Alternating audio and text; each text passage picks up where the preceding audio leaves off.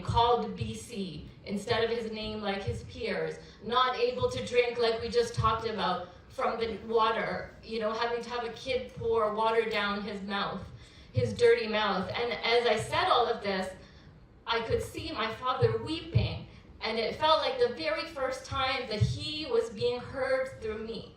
And I wept, and my father wept, and I think together we healed in that moment. And when I finished speaking, everybody gave a standing ovation, not to me, they all turned and clapped for my father, because I think there is so much power in sharing these stories. And my generation, we are lucky that, we feel some protection. For my parents' generation, the generation before that, they didn't always feel safe in those spaces. And I think the work we're doing here is so important for all of the generations to follow. And so, with that, I want to get started. And like I said, I want this to be personal, because the personal is political, and they're not easy conversations we're having. But I think there is a lot of strength in vulnerability, and I think it always humanizes things when we can share those personal stories. And so, my hope is that these discussions really galvanize that. And so I'd love for each of you to share any personal experiences you have had with either caste discrimination, on the flip side, caste privilege.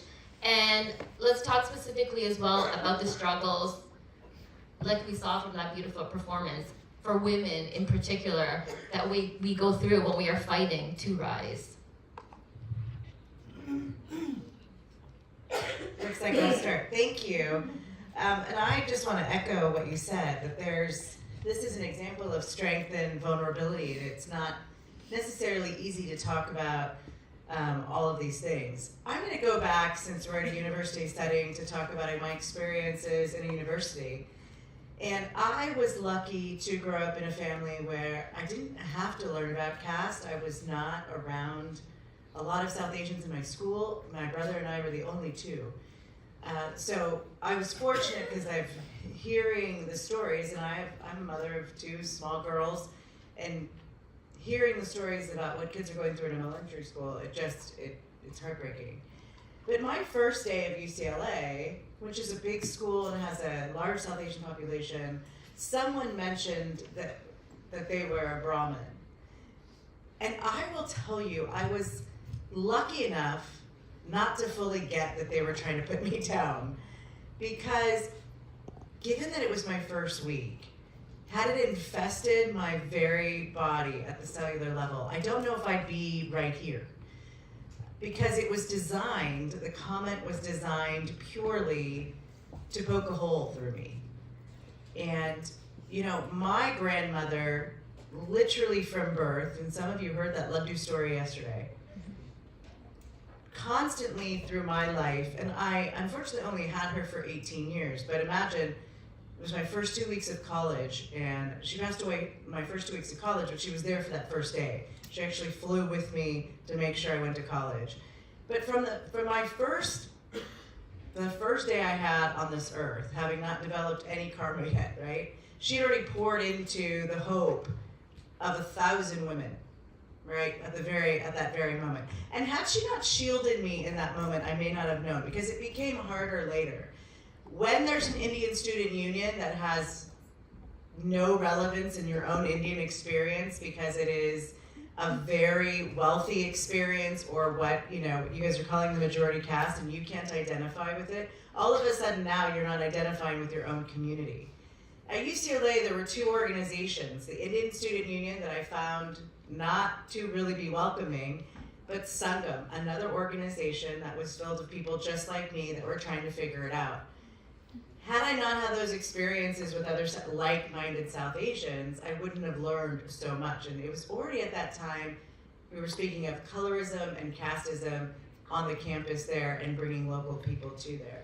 So I'm lucky that my experience started later, and I was shielded from it really by the people that came before me, because the stories that I learned later from both sides, it's unimaginable to know that the people that came before you weren't allowed to walk in the same places. We're forced to drink dirt, basically, as water. We're forced to work in fields, and we're treated as not human. And so what I take away from that, and you mentioned this earlier, and she mentioned it earlier too, and now that I have kids, from the minute my daughters were born, I have let them know what they're worth, that no one will take that away from them. And that's all that we can pass on, is really that self-worth. I hope that answered the question. Thank you, Meera. First of all, Jai Bhim to all. To answer your question about personal experience, I will also say that I was fortunate enough that my dad, who was a follower of Dr. B.R. Ambedkar, he put a seed in us to stand for ourselves from the beginning. So in my throughout career, so I did my bachelor degree in science and master's in botany back home in India. So I did not have any direct kind of, I can say, discrimination kind thing. But I have observed and also witnessed so many around our surrounding. And the other question you said, that oppressed women, if they have to rise, I think they must go through so many things, lots of struggles and obstacles, because I think it's not only the hierarchical system of India, which is caste system, it's also the man-dominated society too. So I think when oppressed women try to rise, it starts from her home. So she will be suppressed by her father, by her brother, by her husbands, because she was always seen as a second citizen. So, and when she comes out of this home, and there is a system out there, which is hierarchical system, and then this woman will go through that, and this woman will be discriminated because of her caste, not only by the men from the upper caste, also by the women from the so-called upper caste system. So I think this oppressed woman, she's going through multiple discriminations, lots of obstacles while she's trying to rise for their rights and anything. So thank you. Thank you, Meera ji, for the introduction and the question, and I congratulate the organizers for organizing this wonderful event. I would like to share my personal story here, and it's a very opportune moment to share my personal narrative. I have never shared this story with anyone. I mean, this was the first time that I had to gather all my thoughts, like what my journey was, because at University of Delhi, people are not very much interested in why you are doing it, but what you are doing it. So even when I try to share something, I'm not encouraged to do so. So I would like to start from my schooling. I was raised in a financially well family in Jalandhar city. I belong to Punjab, and I'm doing my PhD at Delhi University. So I studied in RS Smart School at Jalandhar, Model Town, and my social circle and my friends, they all belong to the dominant communities, and we never shared any kind of oppression or like that, like no such talks were there. And when I knew that something was different, like when people, my colleagues, my classmates used to discuss the festivals and all, like regarding Diwali, Holi, Dashera, like we never used to celebrate like that. So I knew that something was different, like we are not the same culture as the other people. So when I went to, I worked as an air hostess also for 2 years after I completed my +2. So when I went abroad, I felt like the society abroad in Europe, they were very different from India. Like they were not judging everyone. Like I was so used to the judgmental thing, that people are so comfortable, they are not judging everyone. So I felt like Indian society is so different from this society. So, but when I was at Delhi University, I was enrolled in PhD. I took my thesis on Dalit identity because of the Vienna Card, what happened in 2010 to 2009. So I was again thinking like what is happening in this community, why this community is changing its name. Like earlier they were Chamars and then they were Adharmis and now they are calling themselves as Ravidasi. So why is that? So then I read a book regarding that, like Religious Rebels of Punjab, and from there I got to know and I decided to pursue something on Dalit identity. So like what exactly is Dalit identity? So I would like to say that I would like to conclude here regarding my personal story that I got to know about the severity of the caste only like 5 to 6 years ago. Like I did not knew that earlier, so it was a very intense moment for me. Thank you.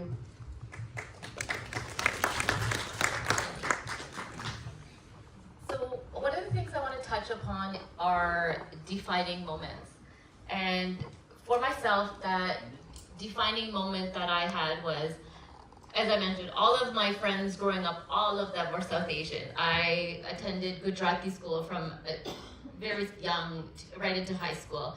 I would go to the mandir every Sunday, so I was very much dance class. I was very much entrenched in the South Asian community, in the Gujarati community. I knew the caste of every single friend and extended friend and acquaintance there was, and they just assumed who I was, and I let them. And it was not until, like we said, having children.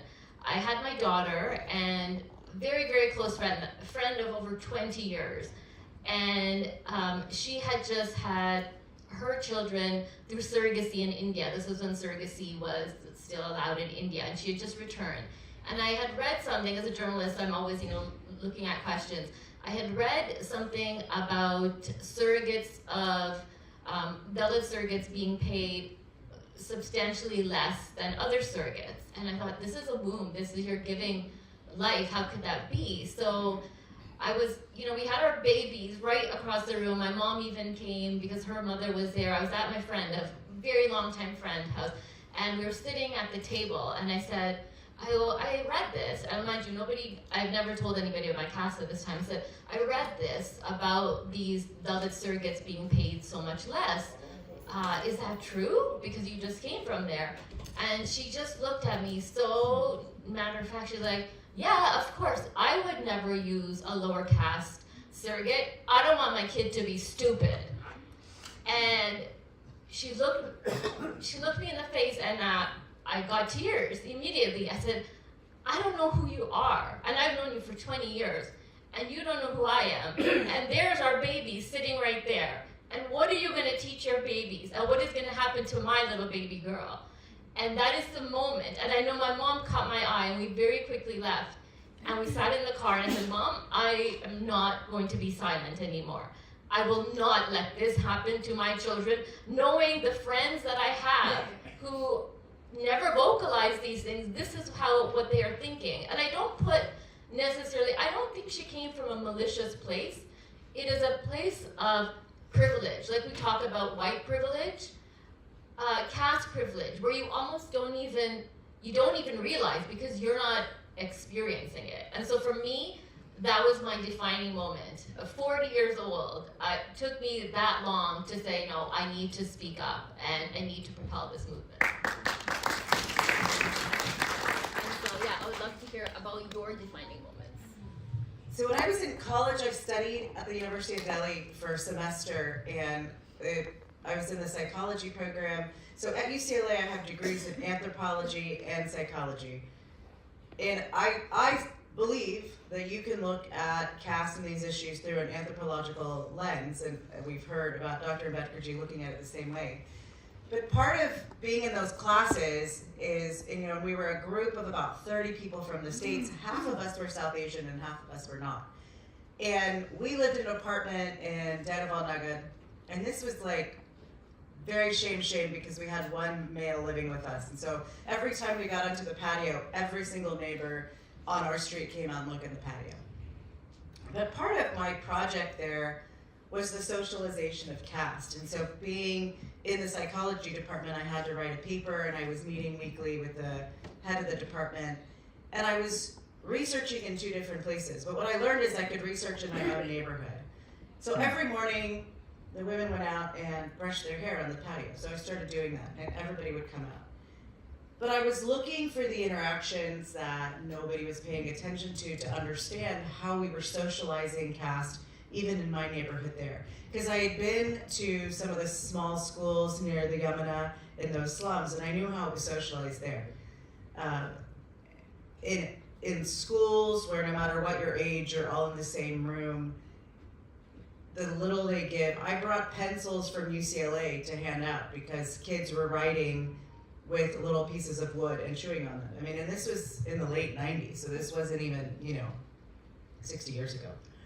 But what I learned that when I was watching, and it was a really huge turning point for me, is that when you're in an Indian family, you learn to talk to people with respect. So if they're your parents' friends, you automatically call them auntie and uncle, right? And you learn in India that when you come across the street to someone, if they're your same age, this is your sister or brother. But what I watched was the 3-year-old across the street that would refer to the man that was coming to take the trash as his brother. Now that man was in his 50s, and I know that because he came to my door, and I automatically called him Uncle G. And he was like, "You are clearly not from here." But that is the very socialization, and that's how it happens, where young kids are taught from a very early age of whose life matters and how much.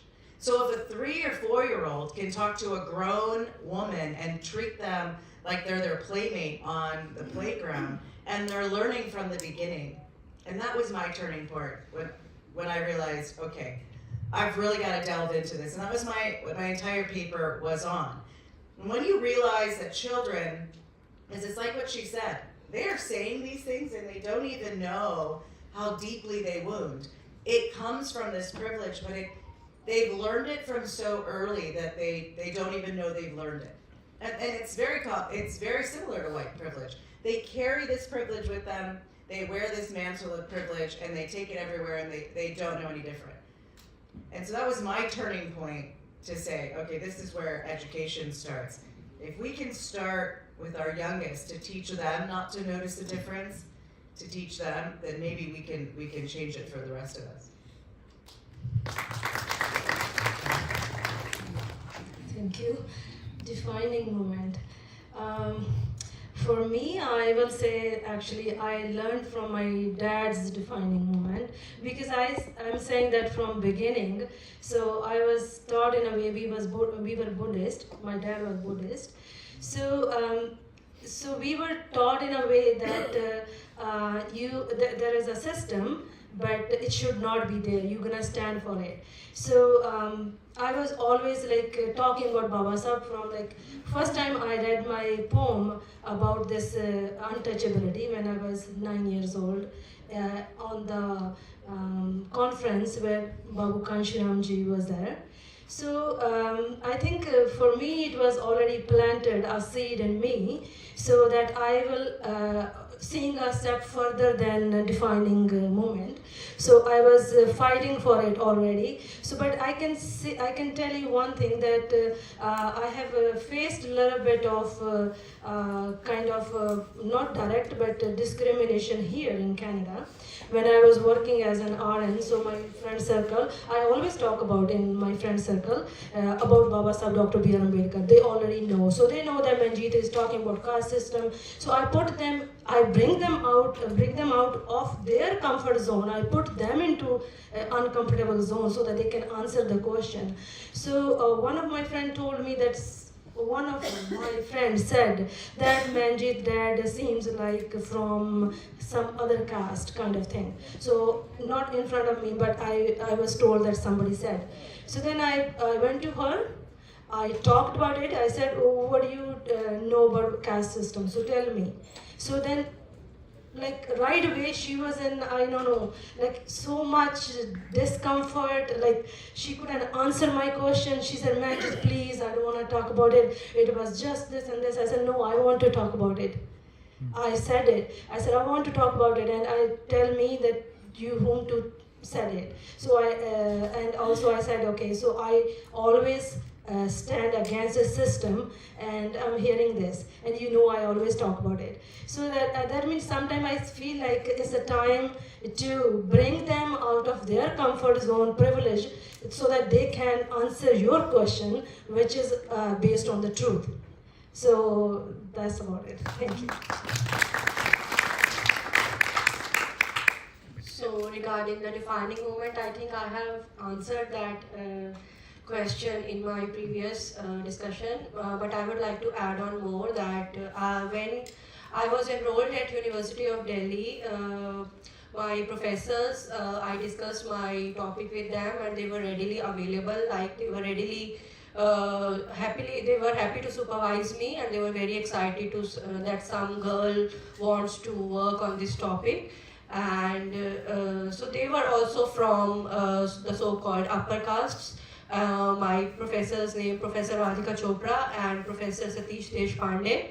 So they are Brahmins, and they are still working. So I would like to say this thing that I was introduced to an annihilation of caste by dominant caste professors. So I think this movement is not complete until and unless we have support of not within our own communities, but also of the larger society.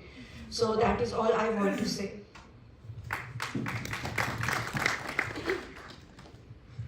So we all know this, truth be told, women have trailblazed and carved the path for so many social justice fights. The fight against caste apartheid is no different.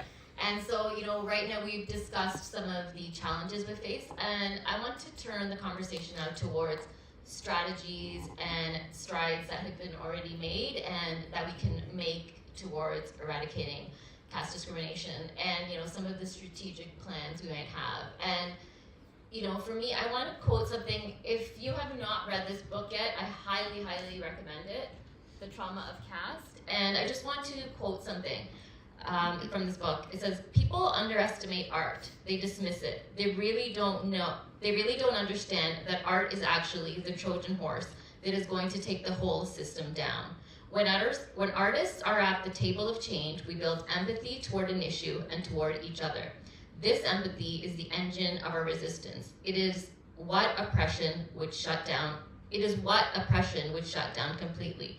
Because once you move a heart, you've already moved the mountain." And I so strongly believe in this. And one of the things that we should all do whatever we can in our wheelhouse of strength. And for me, that is a storyteller. And so I've published a story, and now I'm in early phases of making that into a screenplay for film, because I truly believe that art it does have impact, and the personal, as I said, is a political. And I'd love to hear, we're all from different backgrounds with different strengths, some of those strategies to move forward. One of the strategies that I think is really important is that, and you've heard me say this, that we treat each other, we start in our own home. But I'm going to take that a step further, because when you read the works of Dr. Ambedkarji, he does talk about, being able to interdine and intermarry, but I'm going to take that a step further. Because if we discriminate amongst our own selves and our own groups, we're not doing a very good job of telling people not to discriminate against us. So if someone marries out of their race, like I have been discriminated against more by other South Asians than I would say non-South Asians. And I'm just as successful, and I'm still from this community. And so are my children. So we have to remember that if we're gonna really talk the talk and walk the walk, then you really have to do it for all things. We cannot be in a community that continues to discriminate based on choices of the people in it. If someone gets divorced, that's another huge issue that seems to ostracize people. If someone makes their own choice in marriage. So we have to look at all of those defining moments within us to see if we can support each other. Because imagine when the outside world, if we're looking for allies, is looking at us to support us, but we're still discriminating against our own in our smaller groups. We're not defined enough. We should already be united and understand that. And if you're truly following these unity notions, you shouldn't have any trouble with it. And it's the same thing about being here, but then being at home and not supporting your daughter or any other female family member just as much. You know, when I made the choice to go to law school, the question was, well, how are you going to pay for it? Right? Who's going to support you? People don't do these things. Everything was, Neetu, what are you thinking, right? When I chose to work after law school in social justice, how are you going to make any money? But the real issue was, I knew from the beginning that change was important. That if I could find ways in my local communities to be part of change, part of being a public defender is to fight for the very individual rights that everyone is entitled to. You know, those universal human rights. And this is what this is about. And for women, you know, India has always been known as a country that has goddess worship and celebrates women. Still is, you know, one of the few places with an Indian prime minister that was a woman. You know, we're barely reaching that in other countries, except on the other side of that, we still aren't uplifting our women enough. And when that translates into other places and we discriminate against women amongst ourselves, it's truly problematic for this vision we're trying to put forth. And for our children's vision, for those of us that are in that position. And so I would follow that by saying, you know, earlier we talked about emancipation and who's going to emancipate us. And I would say women have had to emancipate themselves from the beginning. Right? Women have been emancipating themselves since we were allowed to write and read, and we're no longer property owned by someone else. And we should continue as a larger community not to wait for emancipation, but to do it ourselves. Free yourself from this bondage so they cannot poke holes in you, so they cannot tell you what you are and already know. And I think that's the biggest point there. Yeah, Neetu has said all the things actually. So I'll add on a little bit more. Strategies. We are talking about that our kids can go out and fight for themselves, right? Okay, so I think, so we, first of all, we have to free ourselves, yeah. And then I believe also that we need to recognize the problem first. It's not like we can say that, oh, it's not existing. Whatever exists, we need to recognize, yes, it exists.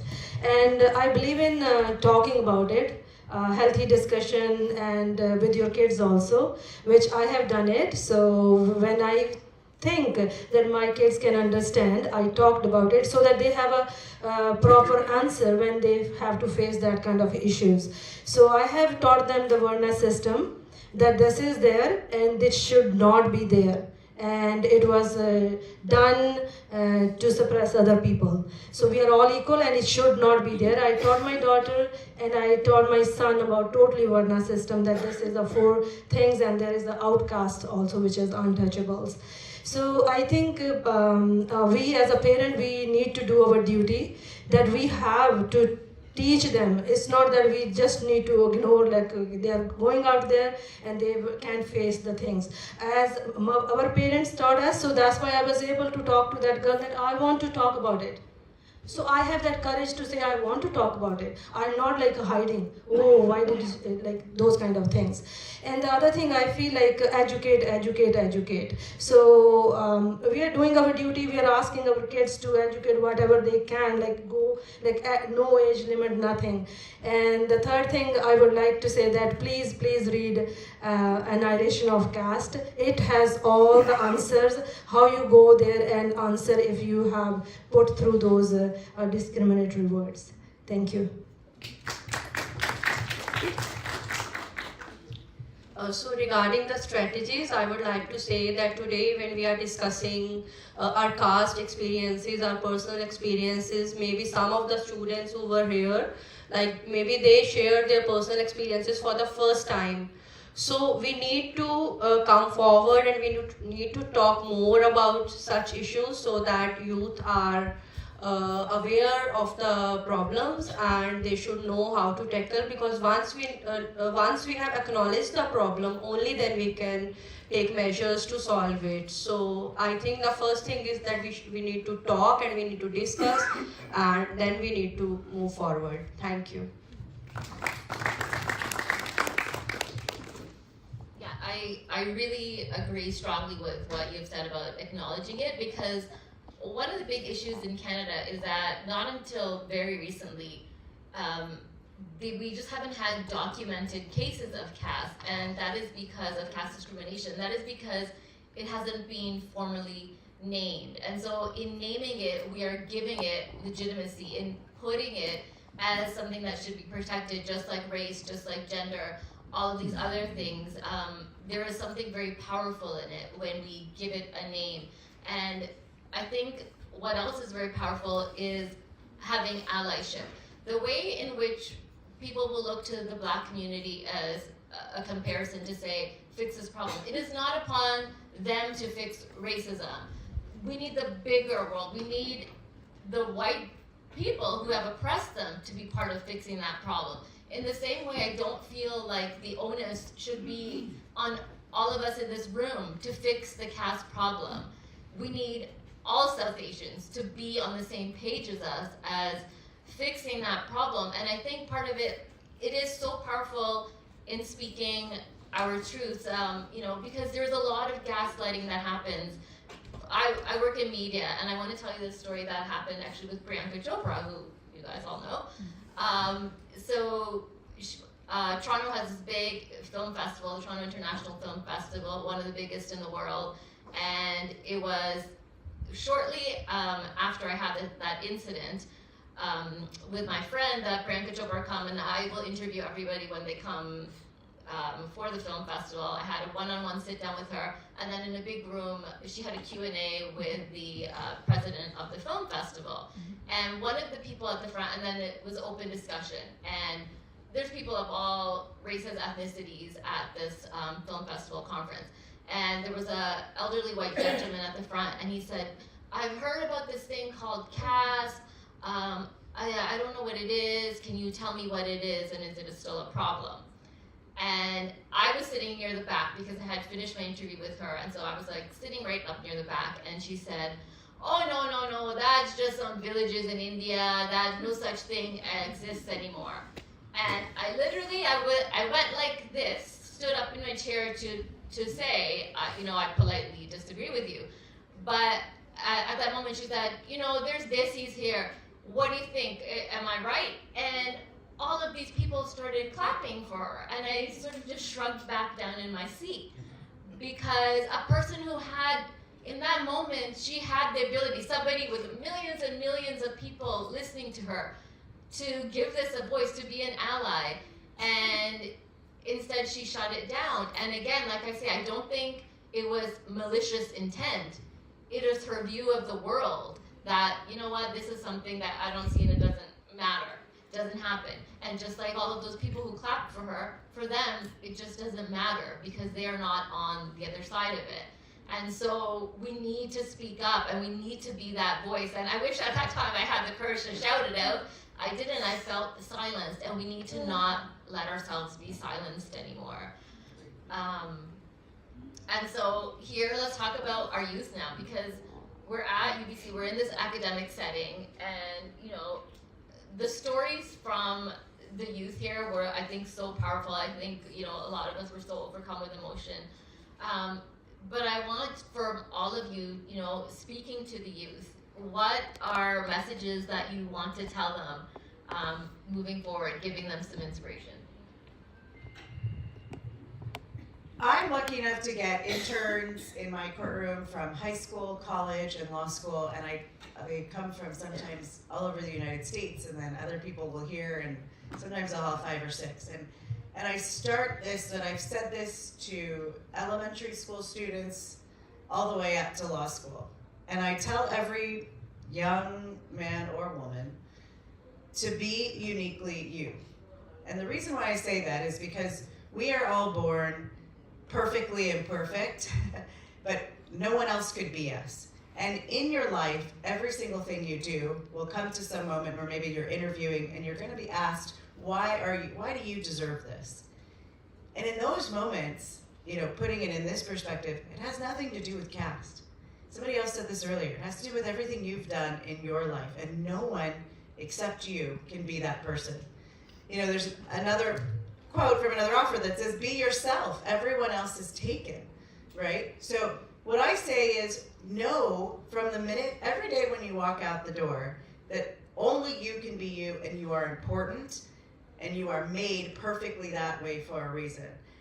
And so when you go and you build all of these things in your life and you get to that interview for something that you really want, they're going to ask you that question, why you? And you're going to already know, because from every day from this point or whatever point you are, you're going to tell yourself that and you're going to have that answer. So just remember that and keep it with you, because it is what no one can take from you. Thank you. For youth, I would say the same thing I was telling my kids. You don't need to suffer in silence. So speak up, please. The first step to stop, like if I say I'm in health system, so if I say ignoring the health issue, then it won't be treated. So listen to your body, we always say. So it's, in the same way, listen to your instincts. If you feel like something is not right, so please speak about it. And there is a solution then. If you are just sitting silently and tolerating all those things, then there will be no solution. So to all the kids, brothers, sisters, make a courage to ask the person who is putting you in that position, so that you can put them into that position, so that they have to answer. Because they have to answer. Baba Sahib Dr. B.R. Ambedkar, why was he so successful in those conversations? Because he has facts, truth, so nobody can win him. So he was having so many reasons to ask questions. So yeah, read the books and please put them into that uncomfortable zone, speak about it. So if we are not speaking, then there will be no solution. Thank you. I agree with Manjeet ji that we require to read books, youngsters especially. And not only they should read the books written by Dr. B.R. Ambedkar, but they need to discuss among themselves. So they need to make some groups in the academic settings, or maybe these days they can do it online also. So they should connect more often, and they should discuss the readings and writings of Dr. Ambedkar. And also I would like to share one incident from Delhi University, that some of my friends who were Dalits, I asked them about their topics in research, and they were not doing research on Dalits. They were choosing some other subject. So I asked them that why didn't you choose any topic related to your suffering? Like if you are doing research on fertility, why aren't you including Dalit women in it? So they were like that we didn't know that this is also an option, this is also an opportunity, possibility.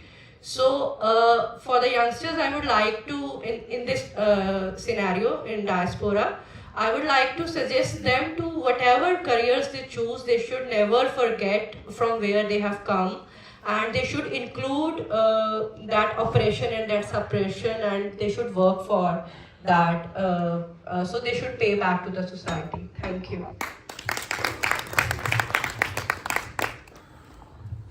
And I would also really like to impart on the youth that are here, you are so worthy, know your worth. I wish at those young ages of in my 20s, I was saying to a few people, I really struggled with this in my 20s. And you know, when we talk about the academic setting, it's not just what we're learning, it's also the socialization of all of it. And so for me, you know, coming out of university, and you know, there's always this like matchmaking that's going on. All of a sudden, there's no dating, and then all of a sudden it's like, hey, why aren't you getting married? And so, you know, all these aunties and uncles would say, oh, you know, we have a very good boy. And by good boy, they meant a Brahmin boy. And in my heart, I would think, but I'm not a good girl.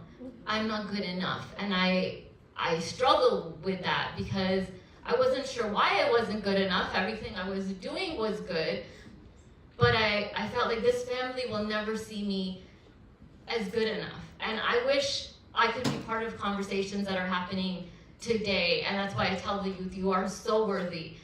Whatever that title that has been put on you, that is not your identity. You claim your identity. Your actions claim your identity. And, you know, for me, it pushed me. I was in such a bad psychological space that I actually started moving away from my culture. And I ended up marrying somebody also who was not Indian. And when I think about it, I mean, I married the exact right person for me. Is the perfect person for me. But I think it was being in my mind and thinking that I'm not okay to be in this Indian community that pushed me outside of it. And so I want all of you youth to know that don't let that happen to you. You know, be brave, be strong, and be so confident. Be so confident in who you are, because it is somebody incredible. Every single person in this room is so worthy. And I think we just have a little bit of time left, but I have some specific questions. Seema, I know that, you know, you can look at this from a global perspective, and so I want to, you know, what are some of the patterns you see with, you know, not just here in Canada, but also in India and other parts of the diaspora? Yes, I would like to relate the Indian scenario with the Canadian community, that caste does exist in India, caste is existing in villages of India. I have conducted fieldwork in the villages also, and from villages only I got to know that people are moving abroad. So there is a very strong trend to go to Canada. So that's when I picked up that okay, I should go there and I should see like what's happening with caste in Canada. So when I came here and I interviewed so many people, and they also acknowledged that caste, they are still facing caste issues in Canada. So they said that whatever they thought that we will be leaving behind, but we could not leave that behind. We are still afflicted with the problem of caste. And I would like to quote some of my respondents' words.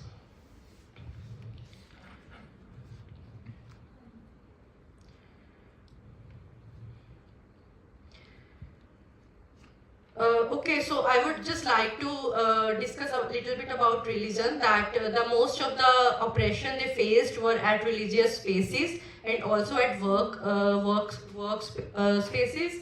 And the first thing they would encounter is like whenever they are introducing with anyone, they would say they would have to answer like, who are you? Like, so one person told me that he met one person in an elevator, so he was not known to him. He just said hi, and he said, okay, hi, from where do you belong to? He said that I'm from Punjab. Okay, from where from Punjab? He said from Hoshiarpur. Okay, Hoshiarpur. But what's your surname? What's your full name? So he just mentioned his first name. So he kept on questioning him, looking for his caste. So when he was not successful, at the end he just said, are you a Joshi? So he was expecting him to be a Brahmin. So he said, no, I am a Chamar. So he laughed and he said, okay, but that doesn't make any sense. That is okay. We all are humans. But I would like to say here that even asking someone that who are you, or speculating, that is also a form of discrimination, because based on that knowledge, they would decide that whether they would like to continue their relation or not. So that is very profound. And caste is caste is like very subtle ways it's happening in Canada. So not only in India, but Canada also is like afflicted with caste, and it is not a hidden fact anymore, and we need to document this more, and academic spaces can only provide us more solutions to it. Thank you. Manjeet, for you, because you are so fortunate to actually have grown up from such early years with the teachings of Dr. Ambedkar, I would love for you to give us some insight on his teaching in uplifting marginalized women. Yeah, thank you. So, yeah, Dr. Ambedkar, I would say he was an emancipator for all women in India. He has done so much for women because his famous quote, he said that I measure the progress of a community by the progress by which their women have achieved. So he fought for us, and he was so passionate to give women all the rights they are entitled to. So there was, I can mention Hindu Code Bill. So Hindu Code Bill was drafted, Baba Sahib has put forward, so which was, if it was like enacted that time, so 1950, the women should have got all the rights, right to divorce, right to remarry, right to have a property share and everything, which all those rights they will get after, but it should have been given in 1950. But when Baba Sahib put forward that Hindu Code Bill, some of the conservative mindset and also the man-dominated society mindset, it was not approved that time. So then Baba Sahib has resigned from his first law minister position because of this thing, because he felt that he couldn't achieve the things he wanted to achieve for women. So he was everything for us all women. So he has done a lot for us. So that's why we are fortunate actually, although it's so much caste system over there, but when you read Baba Sahib, you feel fortunate, because then you have those courage to fight against it. So then there is no meaning of all those, although there are so much discrimination, then you will be discriminated and you will get not promotion and other stuff. But I think if you are rising and there is some point you will get wherever you want to go. So I just believe in Baba Sahib, and then I think that's why his books need to be read, all of them, so that you have some like all the powers you need to have to rise. Yeah, thank you. I think we can all agree, education, like we've been hammering that home. It is so important. I want to ask you, Judge, from being in the legal framework, what are things that can be done to uplift marginalized women, not just by caste, in all facets? So the first thing is to see them, to see women and youth, to see who they are and recognize them as people. And many times oppressed groups are treated as if they're invisible. Their problems are invisible, their issues are invisible. It's not just us, we see that in other communities as well. So I would say the first thing any justice system can do is see them and not treat them as they're invisible. When people come into any courtroom, anywhere, to seek redress or to have a grievance, the person in there should be able to make eye contact with them and let them know that they're heard. So what the justice system can do in any country is listen and make sure that the person who's come to seek that redress is heard and gets a fair shake at the process. And as people in these positions, so even in America, people still walk into my courtroom, and whether it's because I'm too young or too Indian or whatever it is, they don't think I look like a judge. But this is what we're going to change everywhere, that we look, now, 20 years from now, people will look at me and say, no, that's what judges look like, right? That's what journalists look like. That's what leaders look like. And that's how we can empower everyone else, is to start seeing them so they can become better.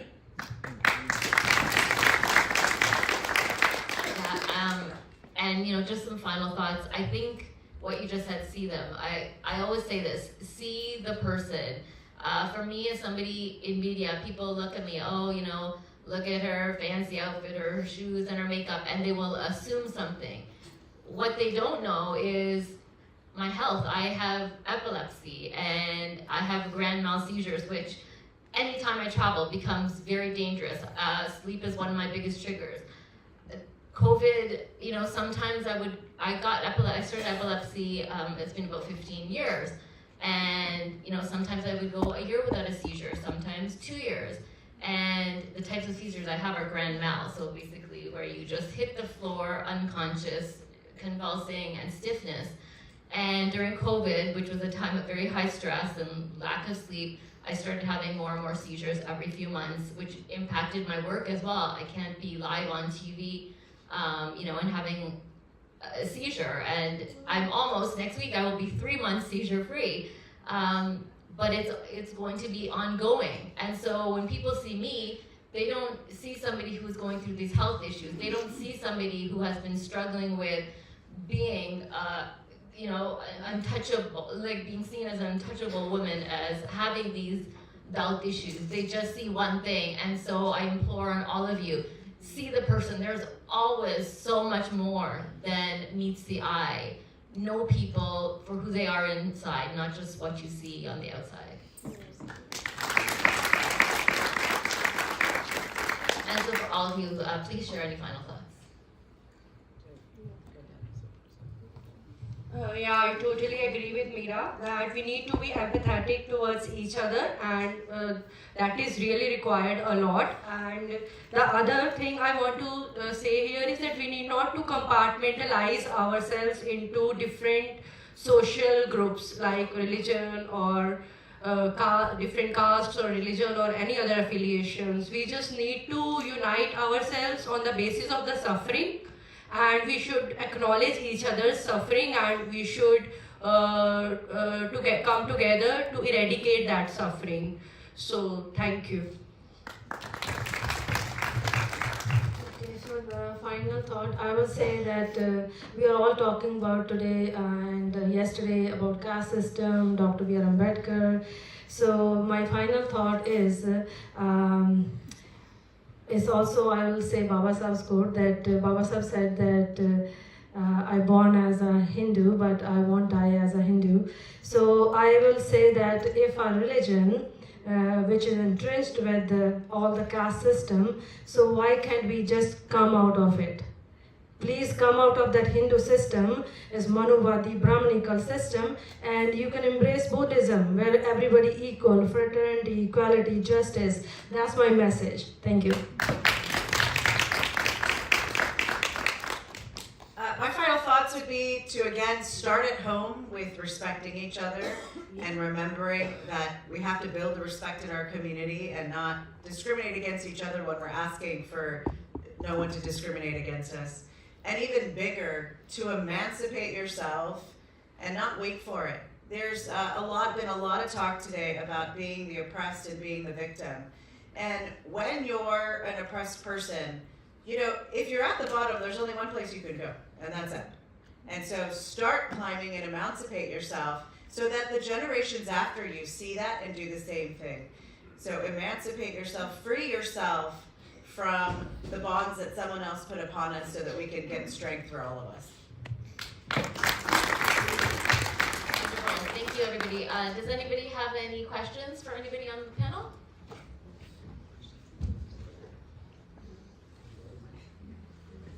Do you have a Oh, question? yeah. Okay. Is there a question? Oh, there's one. Oh. You should put it on for the answer.